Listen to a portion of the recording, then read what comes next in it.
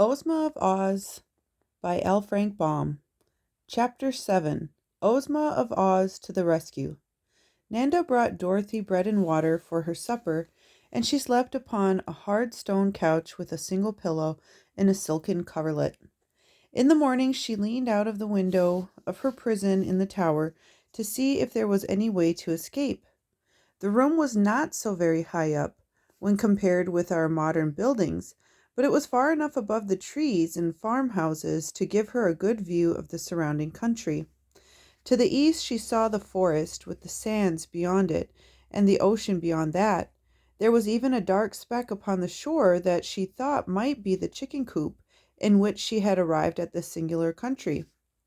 Then she looked to the north and saw a deep but narrow valley lying between two rocky mountains, and a third mountain that shut off the valley at the further end. Westward, the fertile land of Ev suddenly ended a little way from the palace, and the girl could see miles and miles of sandy desert that stretched further than her eyes could reach. It was this desert that she thought with much interest that alone separated her from the wonderful land of Oz, and she remembered sorrowfully that she had been told no one had ever been able to cross this dangerous waste but herself.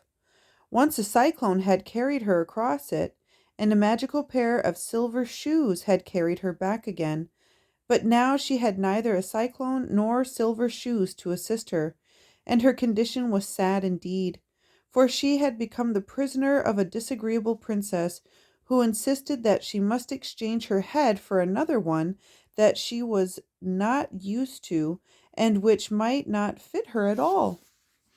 Really, there seemed no hope of help for her from her old friends in the land of Oz.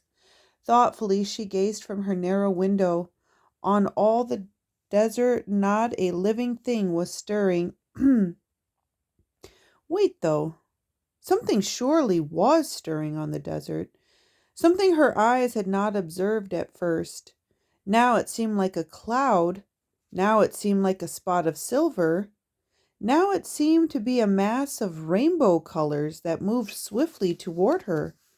What could it be, she wondered. Then gradually, but in a brief space of time nevertheless, the vision drew near enough to Dorothy to make out what it was.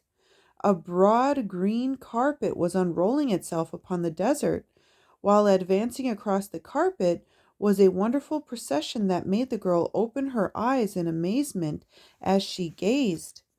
First came a magnificent golden chariot, drawn by a great lion and an immense tiger, who stood shoulder to shoulder and trotted along as gracefully as a well-matched team of thoroughbred horses.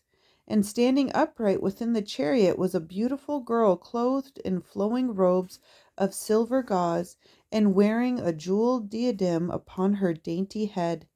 She held in one hand the satin ribbons that guided her astonishing team, and in the other an ivory wand that separated at the top into two prongs, the prongs being tipped by the letters O and Z, made of glistening diamonds set closely together. The girl seemed neither older nor larger than Dorothy herself, and at once the prisoner in the tower guessed that the lovely driver of the chariot must be that Ozma of Oz of whom she had so lately heard from TikTok. Following close behind the chariot, Dorothy saw her old friend the Scarecrow riding calmly astride a wooden sawhorse, which pranced and trotted as naturally as any meat horse could have done. And then came Nick Chopper, the Tin Woodman, with his funnel-shaped cap tipped carelessly over his left ear, his gleaming axe over his right shoulder, and his whole body sparkling as brightly as it had ever done in the old days when first she knew him. The Tin Woodman was on foot, marching at the head of a company of 27 soldiers, of whom some were lean and some were fat, some short and some tall, but all the 27 were dressed in handsome uniforms of various designs and colors, no two being alike in any respect. Behind the soldiers, the green carpet rolled itself up again so that there was always just enough of it for the procession to walk upon, in order that their feet might not come in contact with the deadly, life-destroying sands of the desert. Dorothy knew at once it was a magic carpet she beheld, and her heart beat high with hope and joy as she realized she was soon to be rescued and allowed to greet her dearly beloved friends of Oz, the Scarecrow, the Tin Woodman, and the Cowardly Lion. Indeed, the girl felt herself as good as rescued as soon as she recognized those in the procession, for she knew well the courage and loyalty of her old comrades, and also believed that any others who came from their marvelous country would prove to be pleasant and reliable acquaintances.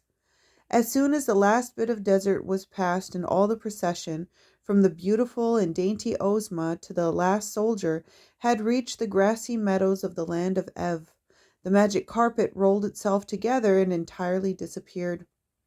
Then the chariot driver turned her lion and tiger into a broad roadway leading up to the palace, and the others followed, while Dorothy still gazed from her tower window in eager excitement. They came quite close to the front door of the palace and then halted, the Scarecrow dismounting from his sawhorse to approach the sign fastened to the door that he might read what it said. Dorothy, just above him, could keep silent no longer. "Here I am!" she shouted as loudly as she could. "Here's Dorothy!" "Dorothy who?" asked the Scarecrow, tipping his head to look upward until he nearly lost his balance and tumbled over backward. "Dorothy Gale, of course. Your friend from Kansas," she answered. "Why, hello, Dorothy," said the Scarecrow. "What in the world are you doing up there?" "Nothing," she called down, "because there's nothing to do. Save me, my friend, save me."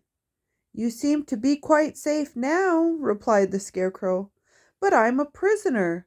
I'm locked in so that I can't get out," she pleaded. "That's all right," said the Scarecrow. "You might be worse off, little Dorothy.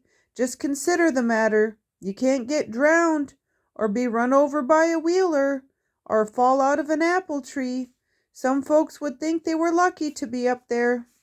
"Well, I don't," declared the girl, "and I want to get down immediately and see you and the Tin Woodman and the Cowardly Lion." "Very well," said the Scarecrow, nodding. "It shall be just as you say, little friend. Who locked you up?" "The Princess Langwidere," God mighty that name, "Langwidere, she's a horrid creature," she answered. At this, Ozma, who had been listening carefully to the conversation, called to Dorothy from her chariot, asking, "Why did the princess lock you up, my dear?" "Because," exclaimed Dorothy, "I wouldn't let her have my head for her collection, and take an old cast-off head in exchange for it." "I don't blame you," exclaimed Ozma promptly. "I will see the princess at once and oblige her to liberate you." "Oh, thank you very, very much," cried Dorothy, who, as soon as she heard the sweet voice of the girlish ruler of Oz, knew that she would soon learn to love her dearly. Ozma now drove her chariot around to the third door of the wing, upon which the Tin Woodman boldly proceeded to knock. As soon as the maid opened the door, Ozma, bearing in her hand her victory wand, stepped into the hall and made her way at once to the drawing room, followed by all her company, except the lion and the tiger, and the 27 soldiers made such a noise and a clatter that the little maid Nanda ran away screaming to her mistress, whereupon the Princess Langwidere, roused to great anger by this rude invasion of her palace, came running into the drawing room without any assistance whatever. There she stood before the slight and delicate form of the little girl from Oz and cried out, "How dare you enter my palace unbidden? Leave this room at once, or I will bind you and all your people in chains and throw you into my darkest dungeons." "What a dangerous lady," murmured the Scarecrow in a soft voice. "She seems a little nervous," replied the Tin Woodman. But Ozma only smiled at the angry princess. Sit down, please, she said quietly. I have traveled a long way to see you, and you must listen to what I have to say. Must? Screamed the princess, her black eyes flashing with fury, for she still wore her number 17 head. Must? To me? To be sure, said Ozma. I am ruler of the land of Oz, and I am powerful enough to destroy all your kingdom if I wish so. Yet I did not come here to do harm, but rather to free the royal family of Ev from the thrall of the Gnome King, the news having reached me that he is holding the queen and her children prisoners. Hearing these words, Langwidere suddenly became quiet. I wish you could indeed free my aunt and her 10 royal children, she said eagerly. For if they were restored to their proper forms and station, they could rule the kingdom of Ev themselves, and that would save me a lot of worry and trouble. At present, there are at least 10 minutes every day that I worry and trouble. That I must devote to affairs of state, and I would like to be able to spend my whole time in admiring my beautiful heads. Then we will presently discuss this matter, said Ozma, and try to find a way to liberate your aunt and cousins.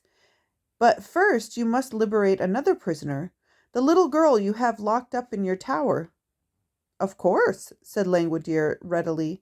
I had forgotten all about her. That was yesterday, you know, and a princess cannot be expected to remember today what she did yesterday. Come with me, and I will release the prisoner at once. So Ozma followed her, and they passed up the stairs that led to the room in the tower. While they were gone, Ozma's followers remained in the drawing room, and the Scarecrow was leaning against a form that he had mistaken for a copper statue, when a harsh metallic voice said suddenly in his ear, Get off of my foot, please. You are scratching my polish. Oh, excuse me, he said hastily, drawing back. Are you alive? No, said Tick-Tock. I am only a machine, but I can think and speak and act when I am properly wound up. Just now my action is run down, and Dorothy has the key to it. That's all right, replied the Scarecrow. Dorothy will soon be free, and then she'll attend to your works. But it must be a great misfortune not to be alive. I'm sorry for you. Why? Asked Tick-Tock. Because you have no brains, as I have, said the Scarecrow. Oh, yes, I have, returned Tick-Tock. I am fitted with Smith and Tinker's improved combination steel brains. They are what make me think. What sort of brains are you fitted with? I don't know, admitted the Scarecrow. They were given to me by the great Wizard of Oz, and I didn't get a chance to examine them before he put them in. But they work splendidly, and my conscience is very active. Have you a conscience? No, said Tick-Tock. And no heart, I suppose, added the Tin Woodman, who'd been listening with interest to this conversation. No, said Tick-Tock. Then, continued the Tin Woodman, I regret to say that you are greatly inferior to my friend the Scarecrow, and to myself, for we are both alive, and he has brains which do not need to be wound up, while I have an excellent heart that is continually beating in my bosom. I congratulate you, replied Tick-Tock. I cannot help being your inferior, for I am a mere machine. When I am wound up, I do my duty by going just as my machinery is made to go. You have no idea how full of machinery I am. I can guess, said the Scarecrow, looking at the machine man curiously. Some day I'd like to take you apart and see just how you're made. Do not do that, I beg of you, said Tick-Tock, for you could not put me together again, and my usefulness would be destroyed. Oh, are you useful? Asked the Scarecrow, surprised. Very, said Tick-Tock. In that case, the Scarecrow kindly promised, I won't fool with your interior at all, for I am a poor mechanic and might mix you up." "Thank you," said Tik-Tok. Just then Ozma re-entered the room, leading Dorothy by the hand and followed closely by Princess Langwidere. Chapter 8. The Hungry Tiger. The first thing Dorothy did was to rush into the embrace of the Scarecrow, whose painted face beamed with delight as he pressed her form to his straw-padded bosom. Then the Tin Woodman embraced her very gently, for he knew his tin arms might hurt her if he squeezed too roughly. These greetings having been exchanged, Dorothy took the key to Tik-Tok from her pocket and wound up the machine man's action so that he could bow properly when introduced to the rest of the company.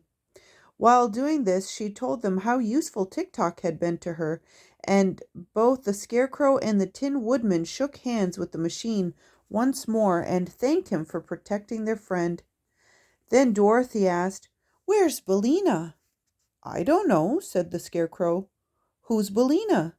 "She's a yellow hen who is another friend of mine," answered the girl anxiously. "I wonder what has become of her." "She's in the chicken house in the backyard," said the princess. "My drawing room is no place for hens." Without waiting to hear more, Dorothy ran to get Billina, and just outside the door she came upon the Cowardly Lion, still hitched to the chariot beside the great tiger.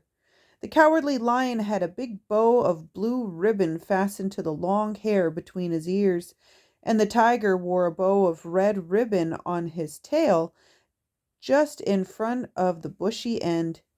In an instant, Dorothy was hugging the huge lion joyfully. "I'm so glad to see you again," she cried. "I'm also glad to see you, Dorothy," said the lion. "We've had some fine adventures together, haven't we?" "Yes, indeed," she replied. "How are you?" "As cowardly as ever," the beast answered in a meek voice. "Every little thing scares me and makes my heart beat fast. But let me introduce a new friend of mine to you, the Hungry Tiger." "Oh, are you hungry?" she asked, turning to the other beast, who was just then yawning so widely that he displayed 2 rows of terrible teeth and a mouth big enough to startle anyone. "Dreadfully hungry," answered the tiger, snapping his jaws together with a fierce click. "Then why don't you eat something?" she asked. "It's no use," said the tiger sadly. "I've tried that, but I always get hungry again." Why, it's the same with me," said Dorothy. "Yet I keep on eating." "But you eat harmless things, so it doesn't matter," replied the tiger. "For my part, I'm a savage beast and have an appetite for all sorts of poor little living creatures, from a chipmunk to fat babies." "How dreadful!" said Dorothy. "Isn't it, though?" returned the hungry tiger, licking his lips with his long red tongue. "Fat babies! Don't they sound delicious? But I've never eaten any, because my conscience tells me it's wrong. If I had no conscience, I would probably eat the babies and then get hungry again, which would mean that I had sacrificed the poor babies for nothing. No, hungry I was born, and hungry I shall die, but I'll not have any cruel deeds on my conscience to be sorry for." "I think you are a very good tiger," said Dorothy, patting the huge head of the beast. "In that you are mistaken," was the reply. "I'm a good beast, perhaps, but a disgracefully bad tiger. For it is the nature of tigers to be cruel and ferocious, and in refusing to eat harmless living creatures, I am acting as no good tiger has ever before acted. That is why I left the forest and joined my friend, the Cowardly Lion." "But the lion is not really cowardly," said Dorothy. "I have seen him act as bravely as can be." "All a mistake, my dear," protested the lion gravely. "To others I may have seemed brave at times, but I have never been in any danger that I was not afraid. Nor I, said Dorothy truthfully. But I must go and set Billina free, and then I will see you again. She ran around to the backyard of the palace and soon found the chicken house, being guided to it by a loud cackling and crowing and a distracting hubbub of sounds such as chickens make when they are excited. Something seemed to be wrong in the chicken house, and when Dorothy looked through the slats in the door, she saw a group of hens and roosters huddled in one corner and watching what appeared to be a whirling ball of feathers. It bounded here and there about the chicken house, and at first Dorothy couldn't tell what it was, while the screeching of the chickens nearly deafened her.